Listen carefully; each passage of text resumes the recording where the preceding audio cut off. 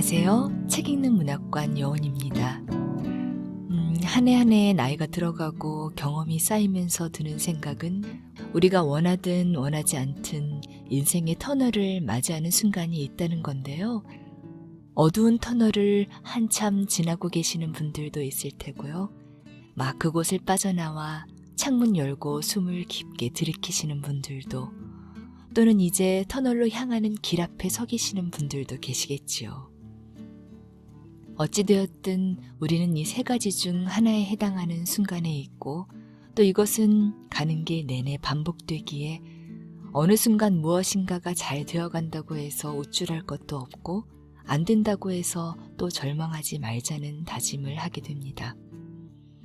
그럼에도 불구하고 내 삶에 빛이 미치지 못하는 순간, 오랜 기다림과 낙심이 반복되어 무력해지는 순간, 반짝하고 빛이 새어들 때 문득 불안해지는 경험들이 다 있으시겠지요.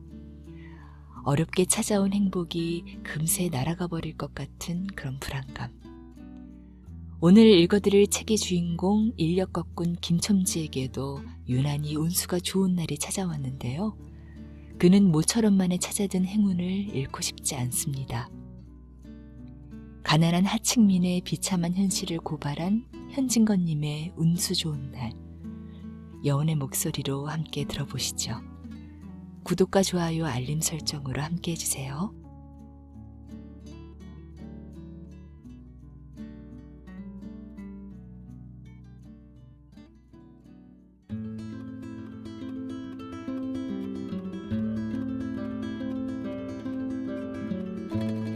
운수 좋은 날, 현진건.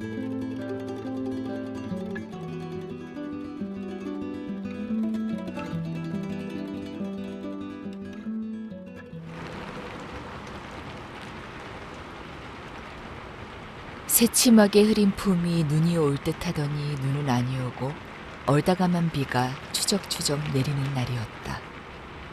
이날이야말로 동소문 안에서 인력거꾼 노릇을 하는 김첨지에게는 오래간만에도 닥친 운수 좋은 날이었다. 문 안에 들어간답시는 앞집 마나님을 전찻길까지 모셔다 드린 것을 비롯으로 행여나 손님이 있을까 하고 정류장에서 어정어정하며 내리는 사람 하나하나에게 거의 비는 듯한 눈결을 보내고 있다가 마침내 교원인 듯한 양복쟁이를 동광학교까지 태워다 주기로 되었다. 첫 번에 30전, 둘째 번에 50전. 아침 대바람에 그리 흉치 않은 일이었다. 그야말로 재수가 옴붙어서 근 열흘 동안 동구경도 못한 김첨지는 10전짜리 백동아 서푼 또는 5푼이 짤깍하고 손바닥에 떨어질지 거의 눈물을 흘릴 만큼 기뻤었다. 더구나 이날 이때에 이 80전이라는 돈이 그에게 얼마나 유용한지 몰랐다.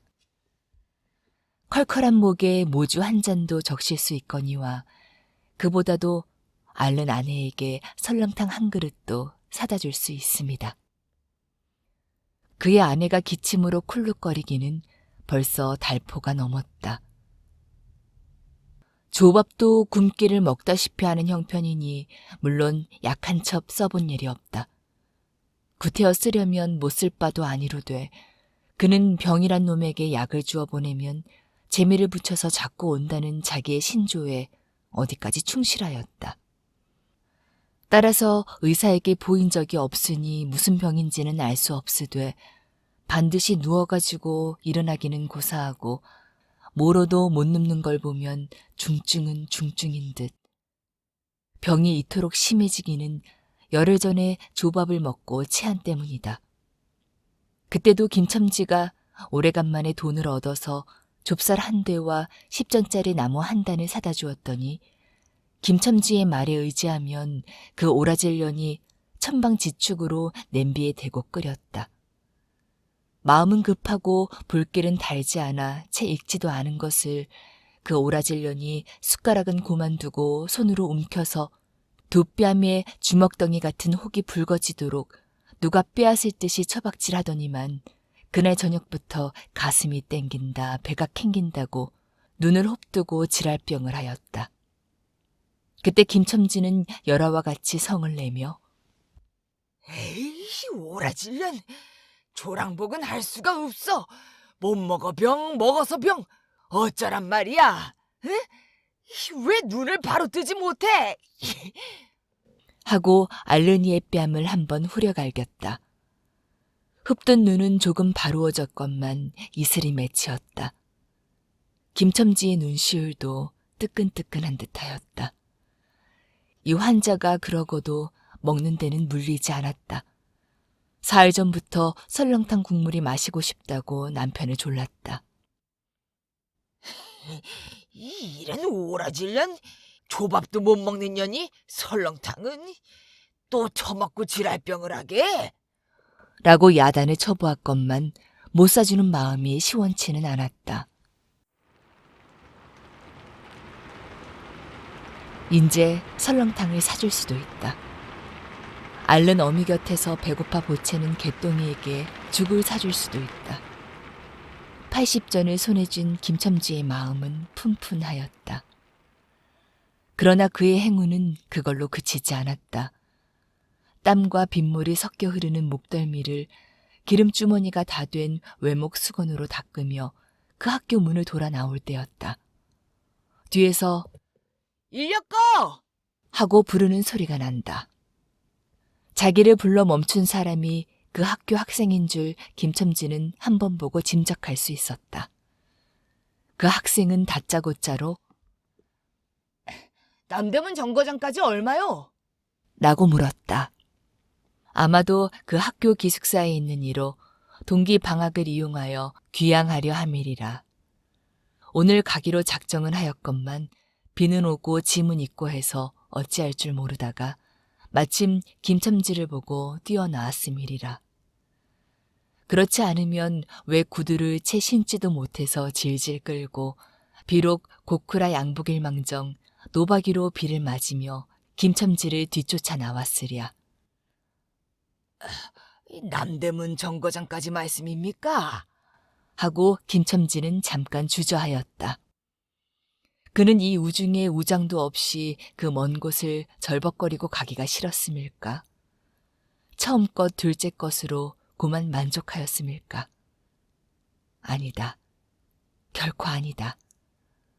이상하게도 꼬리를 맞물고 덤비는 이 행운 앞에 조금 겁이 났습니다. 그리고 집을 나올 때 아내의 부탁이 마음에 캥기었다. 앞집 마나님한테서 부르러 왔을 때 병이는 뼈만 남은 얼굴에 유일의 샘물 같은 유달리 크고 움푹한 눈에 애걸하는 빛을 띠며 오늘은 나가지 말아요. 제발 덕분에 집에 붙어 있어요. 내가 이렇게 아픈데 하고 모기 소리같이 중얼거리고 숨을 거르렁거르렁 하였다. 그때 김첨지는 대수롭지 않은 듯이 아따, 젠장 맞으련 별 빌어먹을 소리를 다 하네. 맞붙들고 앉았으면 누가 먹여 살릴 줄 알아? 하고 훌쩍 뛰어나오려니까 환자는 붙잡을 듯이 팔을 내저으며 나가지 말라도 그래. 그러면 일찍이 들어와요. 하고 목맨 소리가 뒤를 따랐다. 정거장까지 가잔 말을 들은 순간에 경련적으로 떠는 손, 유달리 큼직한 눈, 올듯한 아내의 얼굴이 김첨지의 눈앞에 어른어른하였다. 그래, 남대문 정거장까지 얼마란 말이오? 하고 학생은 초조한 듯이 인력거꾼의 얼굴을 바라보며 혼잣말같이 인천차가 11점에 있고 그 다음에는 새로 2점이던가. 하고 중얼거린다. 이런 50점만 주십시오. 이 말이 저도 모를 사이에 불쑥 김첨지의 입에서 떨어졌다. 제 입으로 부르고도 스스로 그 엄청난 돈 액수에 놀랐다. 한꺼번에 이런 금액을 불러라도 본 지가 그 얼마만인가. 그러자 그 돈 벌 용기가 병자에 대한 염려를 사르고 말았다. 설마 오늘 내로 어떠랴 싶었다. 무슨 일이 있더라도 제1, 제2의 행운을 곱친 것보다도 오히려 갑절이 많은 이 행운을 놓칠 수 없다 하였다. 아, 이런 50조는 너무 과한데. 이런 말을 하며 학생은 고개를 기웃하였다. 아니올시다. 그 이수로 치면 여기서 거기가 시오리가 넘는답니다. 또 이런 진날은 좀 더 주셔야지요. 하고 빙글빙글 웃는 차부의 얼굴에는 숨길 수 없는 기쁨이 넘쳐 흘렀다.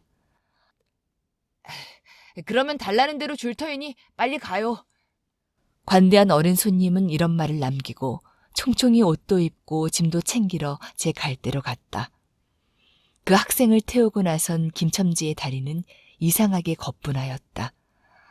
다름질을 한다는 이보다 거의 나는 듯하였다. 바퀴도 어떻게 속히 도는지 구른다는 이보다 마치 얼음을 지쳐나가는 스케이트 모양으로 미끄러져 가는 듯하였다. 언 땅에 비가 내려 미끄럽기도 하였지만 이윽고 끄는 이의 다리는 무거워졌다. 자기 집 가까이 다다른 까닭이다. 새삼스러운 염려가 그의 가슴을 눌렀다. 오늘은 나가지 말아요. 내가 이렇게 아픈데. 이런 말이 잉잉 그의 귀에 울렸다. 그리고 병자의 움쑥 들어간 눈이 원망하는 듯이 자기를 노리는 듯하였다. 그러자 엉엉하고 우는 개똥이의 곡성을 들은 듯 싶다. 딸꾹딸꾹하고 숨 모으는 소리도 나는 듯 싶다. 왜 이러? 기차 놓치겠구먼. 하고 탄 이의 초조한 부르짖음이 간신히 그의 귀에 들어왔다. 언뜻 깨달으니 김첨지는 인력거 채를 쥔 채 엉거주춤 멈춰있지 않은가. 예. 하고 김첨지는 또다시 다름질하였다. 집이 차차 멀어갈수록 김첨지의 걸음에는 다시금 신이 나기 시작하였다. 다리를 제게 놀려야만 쉴 새 없이 자기의 머리에 떠오르는 모든 근심과 걱정을 잊을 듯이. 정거장까지 끌어다주고 그 깜짝 놀란 이런 50전을 정말 제 손에 쥐매 제 말 맞다나 심리나 되는 길을 비를 맞아가며 질퍽거리고 온 생각은 아니하고 거저나 얻은 듯이 고마웠다. 졸부나 된 듯이 기뻤다. 제 자식벌밖에 안 되는 어린 손님에게 몇 번 허리를 굽히며 안녕히 다녀오십시오. 라고 깍듯이 재우쳤다. 그러나 빈 인력거를 털털거리며 이 우중에 돌아갈 일이 꿈밖이었다.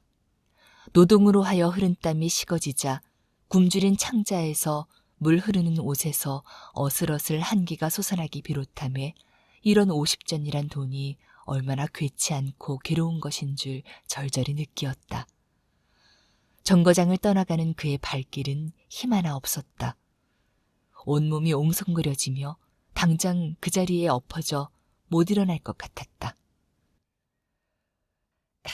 젠장 맞을 것. 이 비를 맞으며 빈 인력거를 털털거리고 도라를 간담. 이런 빌어먹을. 제 할미를 붙을 비가 왜 남의 상판을 딱딱 때려. 그는 몹시 화증을 내며 누구에게 반항이나 하는 듯이 개걸거렸다. 그럴 즈음에 그의 머리엔 또 새로운 광명이 비쳤나니 그것은 이러고 갈 게 아니라 이 근처를 빙빙 돌며 차 오기를 기다리면 또 손님을 태우게 될는지도 몰라. 란 생각이었다. 오늘은 운수가 괴상하게도 좋으니까 그런 요행이 또 한 번 없으리라고 누가 보증하랴. 꼬리를 굴리는 행운이 꼭 자기를 기다리고 있다고 내기를 해도 좋을 만한 믿음을 얻게 되었다. 그렇다고 정거장 인력거꾼의 등살이 무거우니 정거장 앞에 섰을 수는 없었다. 그래 그는 이전에도 여러 번 해본 일이라 바로 정거장 앞 전차 정류장에서 조금 떨어지게 사람 다니는 길과 전찻길 틈에 인력거를 세워놓고 자기는 그 근처를 빙빙 돌며 형세를 관망하기로 하였다. 얼마 만에 기차는 왔고 수십 명이나 되는 손이 정류장으로 쏟아져 나왔다.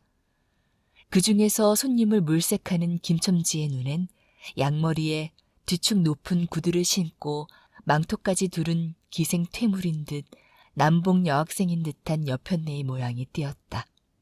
그는 슬근슬근 그 여자의 곁으로 다가들었다. 아씨, 인력거 아니 다시랍시오. 그 여학생인지 만지가 한참은 매우 때깔을 빼며 입술을 꼭 다문 채 김첨지를 거들떠보지도 않았다. 김첨지는 구걸하는 거지나 무엇같이 연애 연방 그의 기색을 살피며 아씨, 이 정거장 애들보다 아주 싸게 모셔다 드리겠습니다. 댁이 어디신가요? 하고 추근추근하게 그 여자애 들고 있는 일본식 버들고리 짝에 제 손을 대었다. 왜 이래? 남 귀찮게. 소리를 병력같이 지르고는 돌아선다.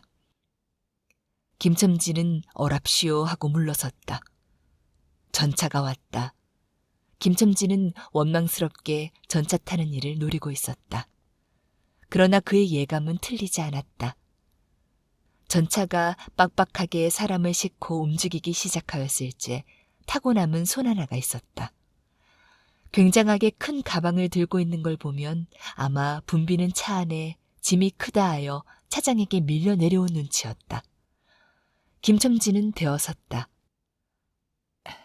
인력거를 다시랍시오.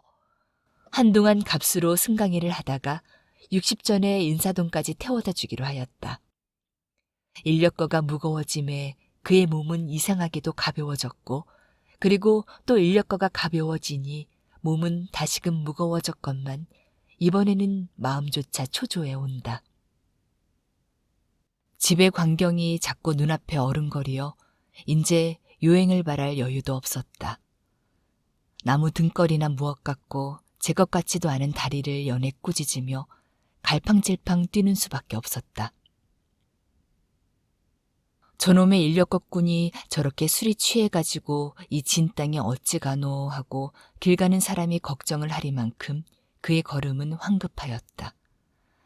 흐리고 비오는 하늘은 어둠침침하게 벌써 황혼에 가까운 듯하다. 창경원 앞까지 다다라서야 그는 턱에 닿은 숨을 돌리고 걸음도 늦추잡았다. 한 걸음 두 걸음 집이 가까워 갈수록 그의 마음조차 괴상하게 누그러웠다. 그런데 이 누그러움은 안심해서 오는 게 아니요. 자기를 덮친 무서운 불행을 빈틈없이 알게 될 때가 박두한 것을 두려워하는 마음에서 오는 것이다. 그는 불행에 다닥치기 전 시간을 얼마쯤이라도 느리려고 버르적거렸다. 기적에 가까운 벌이를 하였다는 기쁨을 할 수 있으면 오래 지니고 싶었다. 그는 두리번 사면을 살피었다. 그 모양은 마치 자기 집, 곧 불행을 향하고 달려가는 제 다리를 제 힘으로는 도저히 어찌할 수가 없으니 누구든지 나를 좀 잡아다고 구해다고 하는 듯하였다.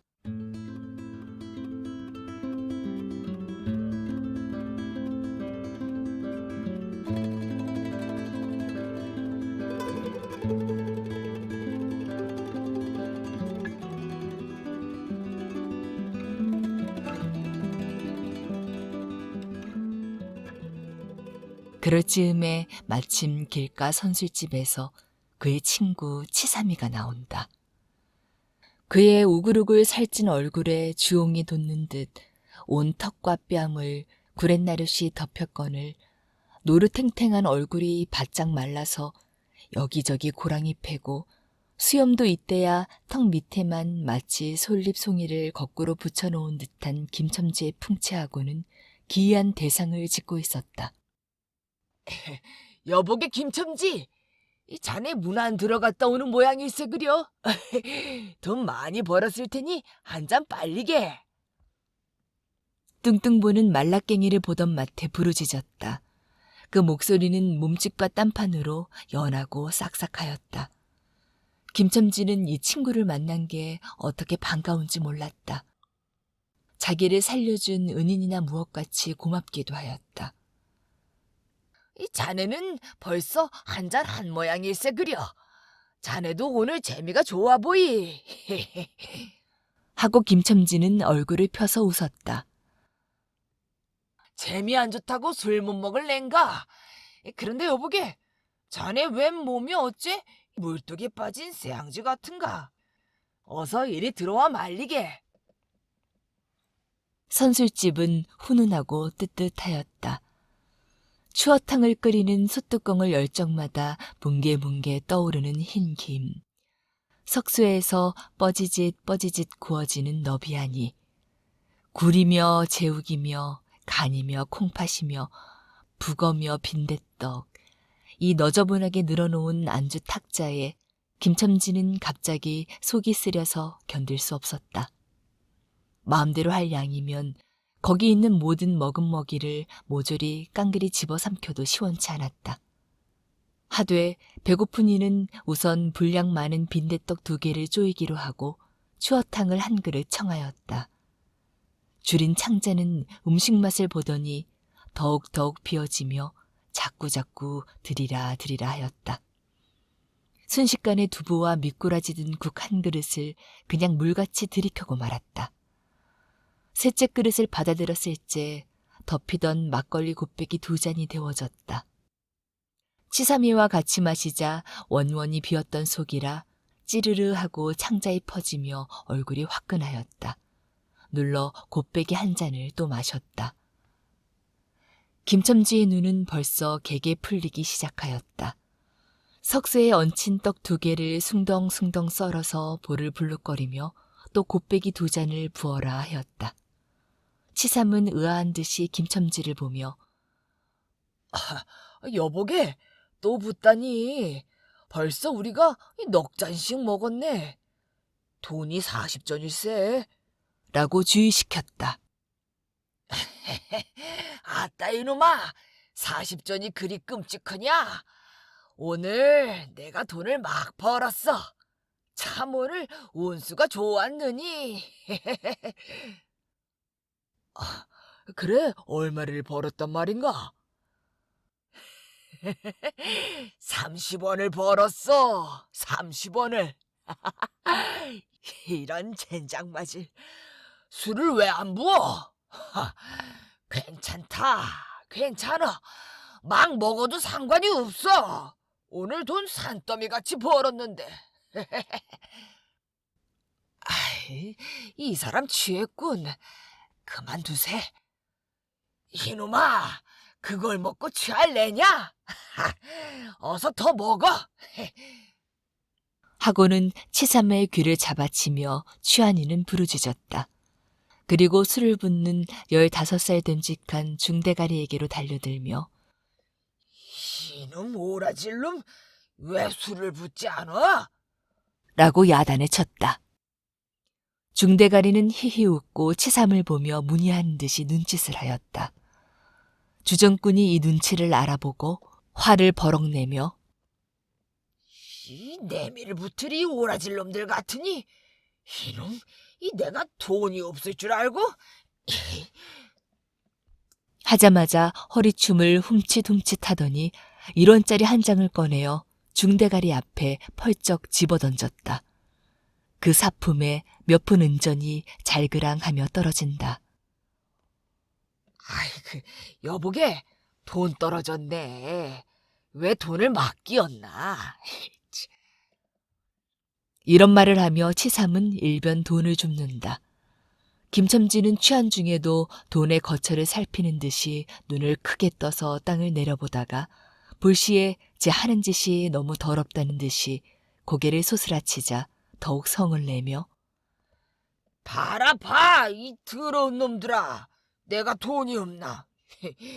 다리 뼈다구를 꺾어 놓을 놈들 같으니. 하고 치삼에 주어주는 돈을 받아 이 왼수의 돈, 이 육실할 돈. 하면서 팔매질을 친다.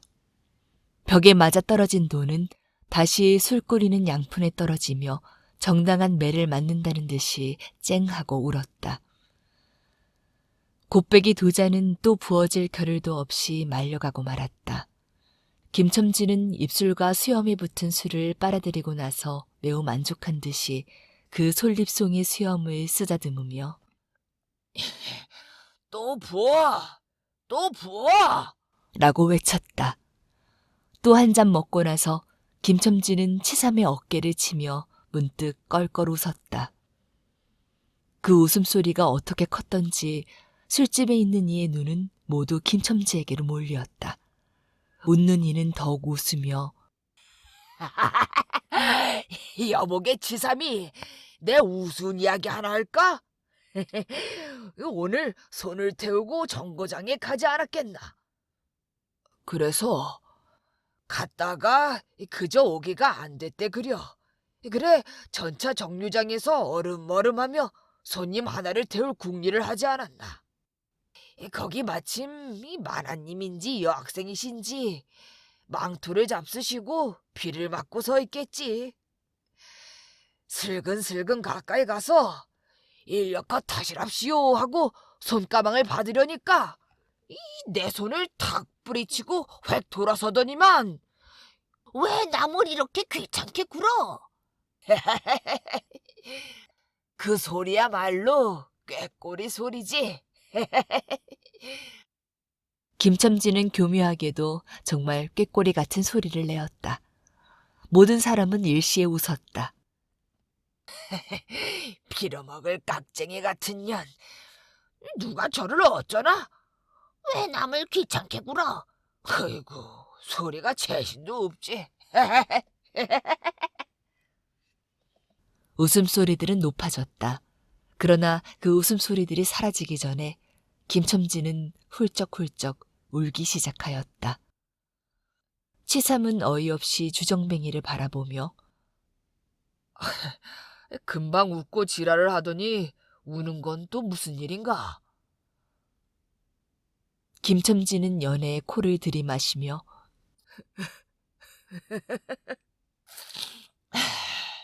우리 마누라가 죽었다네.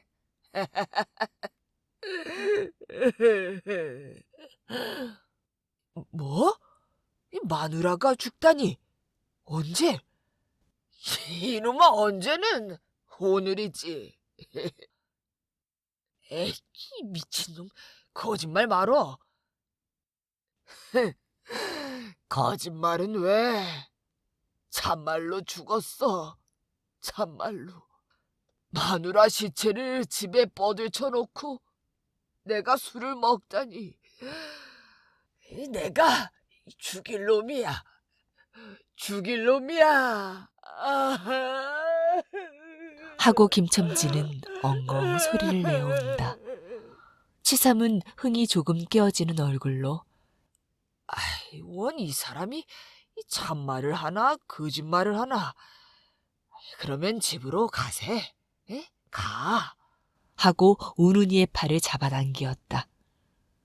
치삼의 끄는 손을 뿌리치더니 김첨지는 눈물이 글썽글썽한 눈으로 싱그레 웃는다. 죽기는 누가 죽어? 하고 득이가 양양. 죽기는 왜 죽어? 이 생떼같이 살아만 있단다. 그 오라질년이 밥을 죽이지. 이제 나한테 속았다. 하고 어린애 모양으로 손뼉을 치며 웃는다. 이 사람이 정말 미쳤단 말인가? 나도 아주머니가 앓는단 말은 들었는데.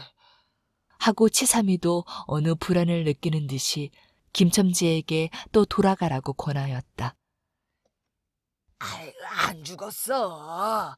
안 죽었대도 그래. 김첨지는 화증을 내며 확신 있게 소리를 질렀으되 그 소리엔 안 죽은 것을 믿으려고 애쓰는 가락이 있었다. 기어이 일어너치를 채워서 곱배기 한 잔씩 더 먹고 나왔다.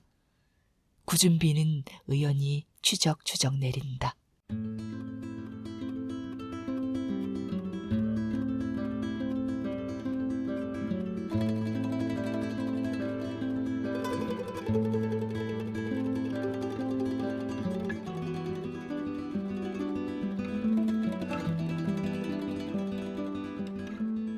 김첨지는 취중에도 설렁탕을 사가지고 집에 다다랐다.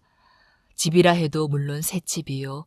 또 집 전체를 세든 게 아니라 안과 뚝 떨어진 행랑방 한 칸을 빌려든 것인데 물을 길어대고 한 달에 1원씩 내는 터이다.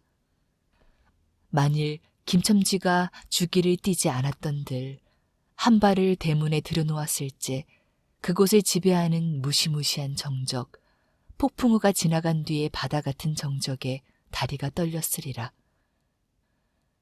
쿨룩거리는 기침소리도 들을 수 없다. 그르렁거리는 숨소리조차 들을 수 없다. 다만 이 무덤 같은 침묵을 깨뜨린다는 이보다 한층 더 침묵을 깊게 하고 불길하게 하는 빡빡하는 그윽한 소리, 어린애의 젖바른 소리가 날 뿐이다. 만일 청각이 예민한 이 같으면 그 빡빡 소리는 빨따름이요. 꿀떡꿀떡하고 젖 넘어가는 소리가 없으니 빈젖을 빤다는 것도 짐작할는지 모르리라. 혹은 김첨지도 이 불길한 침묵을 짐작했는지도 모른다. 그렇지 않으면 대문에 들어서자마자 전에 없이 이 난장 맞으려니 남편이 들어오는데 나와보지도 않아. 이 오라질년. 이라고 고함을 친 게 수상하다. 이 고함이야말로 제 몸을 엄습해오는 무시무시한 증을 쫓아버리려는 허장성세인 까닭이다. 하여간 김첨지는 방문을 왈칵 열었다. 구역질을 나게 하는 축이, 떨어진 삿자리 밑에서 나온 먼지내, 빨지 않은 기저귀 위에서 나는 똥내와 오줌내, 가지각색대가 켜켜이 앉은 옷내, 병인의 땀 썩은 내가 섞인 축이가 무딘 김첨지의 코를 찔렀다. 방 안에 들어서며 설렁탕을 한 구석에 놓을 사이도 없이 주정꾼은 목청을 있는 대로 다 내어 호통을 쳤다. 이런 오라질년. 이 쥐야장천 누워만 있으면 제일이야. 이 남편이 와도 일어나지를 못해. 라는 소리와 함께 발길로 누은이의 다리를 몹시 찼다. 그러나 발길에 차이는 건 사람의 살이 아니고 나무 등골과 같은 느낌이 있었다. 이때 빽빽 소리가 응아 소리로 변하였다. 개똥이가 물었던 젖을 빼어놓고 운다. 운데도 온 얼굴을 찡그려 붙여서 운다는 표정을 할 뿐이다. 응아 소리도 입에서 나는 게 아니고 마치 뱃속에서 나는 듯하였다. 울다가 목도 잠겼고 또 울 기운조차 시진한 것 같다. 발로 차도 그 보람이 없는 걸 보자 남편은 아내의 머리맡으로 달려들어 그야말로 까치집 같은 환자의 머리를 꺼들어 흔들며 이년아, 말을 해, 말을. 입이 붙었어. 이 오라질년. 이것 봐. 아무 말이 없네. 이년아, 죽었단 말이냐? 왜 말이 없어? 또 대답이 없네. 정말 죽었나 보이. 이러다가 누은이의 흰 창이 검은 창을 덮은 위로 짙은 눈을 알아보자마자 이 눈깔. 왜 나를 바라보지 못하고 천장만 보느냐? 하는 말 끝엔 목이 메이었다. 그러자 산 사람의 눈에서 떨어진 닭의 똥 같은 눈물이 주근이의 뻣뻣한 얼굴을 어룽어룽 적시었다. 문득 김첨지는 미친 듯이 제 얼굴을 주근이의 얼굴에 한 대 비비대며 중얼거렸다. 설렁탕을 사다 놓았는데 왜 먹지를 못하니? 왜 먹지를 못하니? 괴상하게도 오늘은 운수가 좋더니만.